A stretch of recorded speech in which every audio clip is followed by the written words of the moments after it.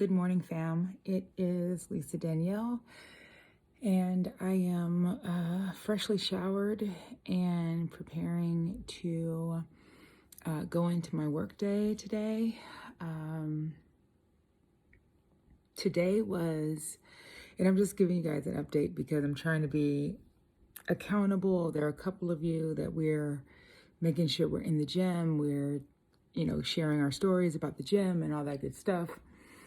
And so just making sure that we're all moving along. And so I wanted to go ahead and just tell you guys about today. Today was leg day for me. And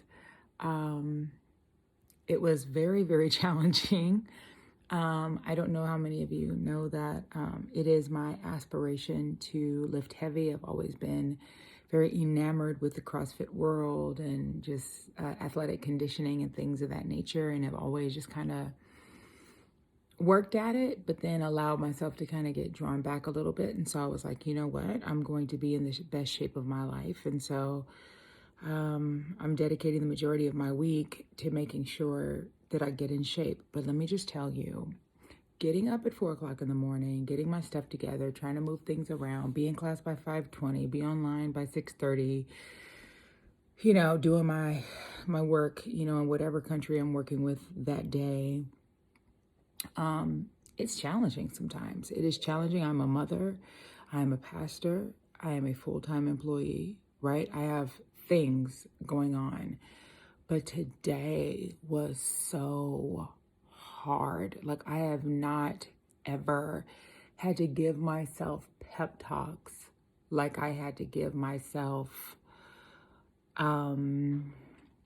today. Today, I really needed encouragement. You know what I mean? Like, if you go to, depends on what gym you go to, but if you go to your gym, you're going to get encouragement. I'm in there, and the guys I'm in class with are fit guys, right? They are crushing the obstacles put in front of them. And I just want to inspire you a little bit because it can be very intimidating to see people that are, bench pressing 250 pounds or, back squatting 300 pounds or whatever it is they're doing, and you over here just like, yeah, I think I'm gonna try 3 plates on each side this week. You know what I mean? Like getting there, right? Because to be clear, I started with no plates. So getting there, cool. But, it can be very, very challenging to be working alongside, especially in a small class size, which I love. But, working out with people that know how to get it done, know exactly what everything is, you're just kind of baby stepping through the whole thing. And thank goodness for my trainers. They're amazing. But I just keep thinking about like my first day back after being gone, because I think I did this Spartan in 2017. And the one thing I will say is I had to give myself a pep talk, but there is no way I could have done the things that I did today, even 2 months ago. There's no way that I would have been able to believe that I could do it. The pain is real, but it's getting better, but it's always hard. I don't know why I thought it was going to get easier, but it's not easier.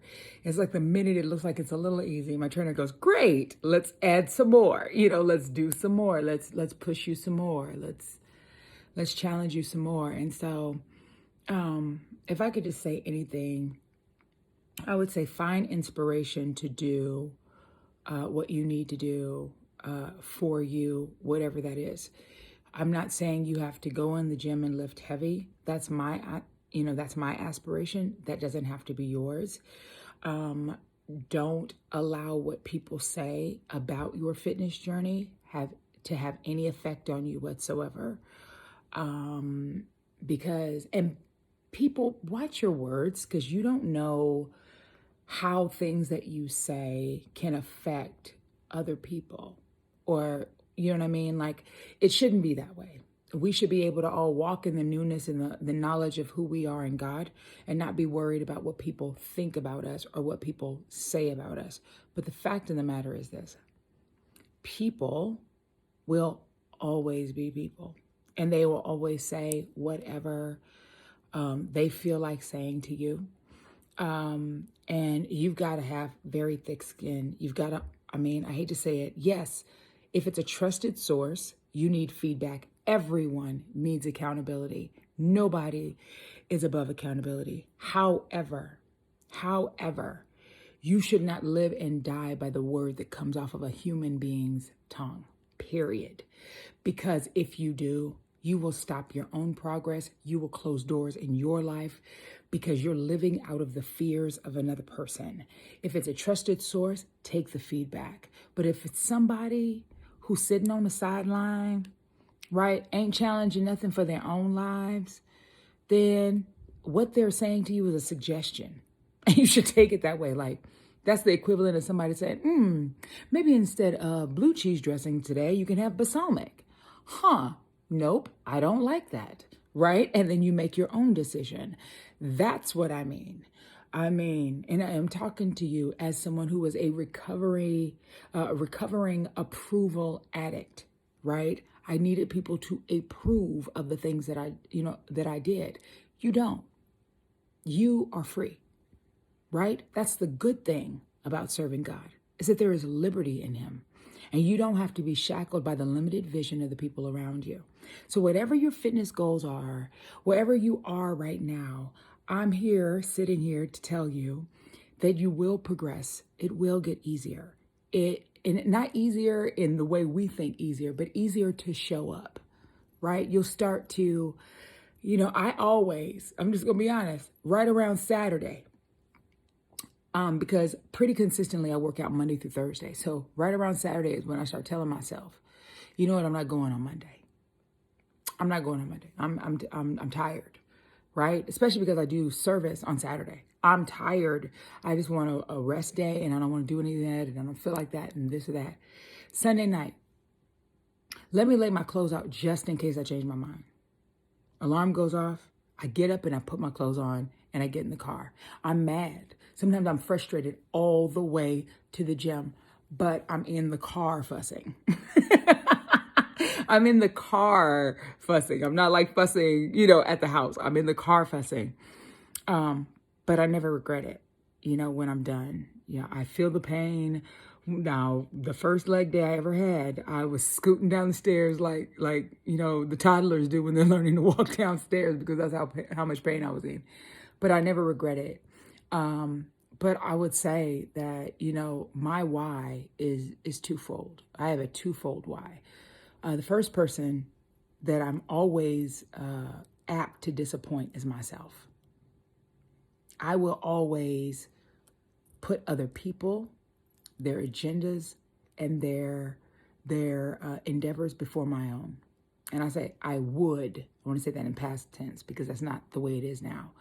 And so I historically was okay disappointing myself. I have promised that I won't do that anymore. Even if it hurts temporarily, if it ultimately results in my happiness, I'm perfectly happy putting myself first. That's the first thing. The second thing is upstairs, sleep. And that is Miss Taylor.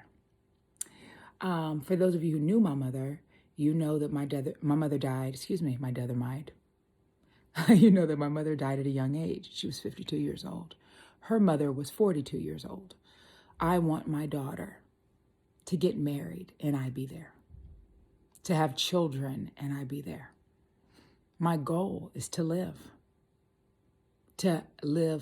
an awesome, thriving, prosperous, and abundant life in front of my child, right? So that she not only inherits a legacy of property and investments and all this other stuff that we as parents should aspire to leave for our children, but that she also has a legacy of life. That she won't say the lineage of my family is that women die prematurely in my family. I don't want her to inherit that. I don't want her to see that. And so That is my main motivation for becoming whoever I will ultimately be, right? Because we evolve every single day. If you're not growing anymore, you're dead. If you think you've learned everything you need to learn in life, ever, I don't care how old you are, you're dead because you have stopped progressing. Nobody knows everything. Everybody can learn something from someone else. And so for me, the goal is just to be, a better version of who I was before, to fully become who I'm supposed to be. And so that means, listen, getting in the best shape of my life, even on the days when I feel like I want to quit.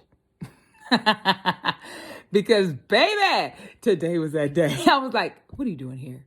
You shouldn't even do this. And so I don't want to secretly have these feelings, right? Because I have to go and, tell all my girl, okay, so listen, this is how it went. And this is what I did. But I want you to know that the best key to my success so far, and there have been successes, has been not even allowing myself to ask myself if I want to come. I try to talk myself out of it every week, but when that alarm goes off, those gym clothes are on the end of the bed. I put them on. I get in the car. I stomp like a toddler. I back out of the driveway. I tell myself how old I am. And I get in the gym. So, yeah, I just hope that this encourages any of you. This is my way of making sure that I stay accountable as well, because it was a rough one today, but I'm excited and optimistic at what will end up happening, right? One day in the future, I'm excited about what will be, what can be. And I'm excited about those things for you as well.